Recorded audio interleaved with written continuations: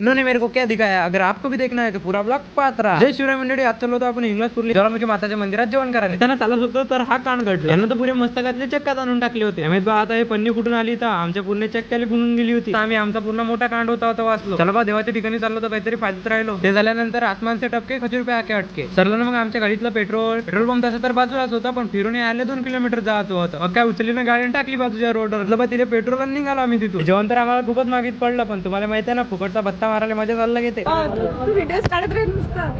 पहिले तर आल्याच प्रोग्रामचे मालक म्हणजे ज्याने आपल्याला इन्व्हिटेशन कार्ड पाठवलं होतं त्याची भेट घेऊन घेतली. मॅडम म्हणे तुम्ही म्हणे 1 मिनिट लेट झाले म्हणे ना. हा सैतान बघा गच्चीपर्यंत खाऊन घेतला आणि कवाले हाणून राहिलो. हमारे यहाँ ऐसा ही होता है. पहिले तर आल्याबरोबर मस्त पाणी गिनी पेलो आम्ही. तिथून निघालो आम्ही मस्त मंदिरात दर्शन करायला. पहिले तर मंदिरापाशी आल्याबरोबर असं वाटलं की मंदिरात चाललं, पण तिथे गेल्यावर वाटलं की कोणाच्या घरात आलो की. आणि ह्या गावातले लोक म्हणते हे मंदिर खूपच जुनं आहे. मंदिराच्या आत गेलो आणि देवीचे दर्शन वगैरे केले. मंदिराचा परिसर बघतो तर काय मंदिर घरात आहे की घर मंदिरात आहे काय कळणार. तुम्ही ह्या बांधकामापासून मंदिराचा अंदाज लावू शकता की मंदिर किती जुनं. दर्शन वगैरे केलं आणि बसलो बत्ता मारला. पण बत्ता मारला आणि लवकर घरी जायचं होतं, कारण की यावेळेला कोणता ऋतू चालला हेमा पुऱ्या डोक्याच्या बाहेरच होतो. आणि हे बघा जास्त ओव्हरलोड काम झालं म्हणजे असं होते. हे गच्चीपर्यंत खाणं उठणार बा घरी जायची काळजी घ्यायची नाही काय. आणि काही उठायला तयार नव्हता. मग काय आपल्याच पद्धतीने उठवलं त्याला. मग बाबा त्याला आपल्या पद्धतीने निघालो अमरावतीच्या रस्त्यानं. हे बघा सुधाराचं ऑप्शन आमच्या जिंदगीत आहेच नाही. येता तिथून एक पहाडी आंबा पण देऊन दिला त्यांनी, आणि हा पहाडी आंबा मी फर्स्ट टाइम खातो. आणि हे 2 जण दाखवून राहिले ते हवाला व्ह्यू. मोबाईल मध्ये तर एवढा खास नाही दिसत आहे, पण ओरिजिनल एवढा झक्का दिसत होता, कारण की बाजूने झील पण होती. त्यात दिसला ना भाऊ अजून जांभूळचं झाड व्हायरल कोण तर हातभर पाटली भाऊ. अशी बी लोक असते पायना बनवायची टेक्नॉलॉजी पाहिली काय. हे बघून आता नका समजू की मी सिंगल आहे. माझ्यापाशी पण एक दोस्त आहे ना. आणि मित्रांनो तुम्हाला जर आपला ब्लॉग आवडला असेल तर नक्की तुम्ही फॉलो करा, लाईक करा, शेअर करा, कमेंट करा. हे ना आपल्याला फॉलो केलं नसेल ते पण करून घ्या, कारण की असे ब्लॉग बघण्यासाठी जय शिवराय मंडळी.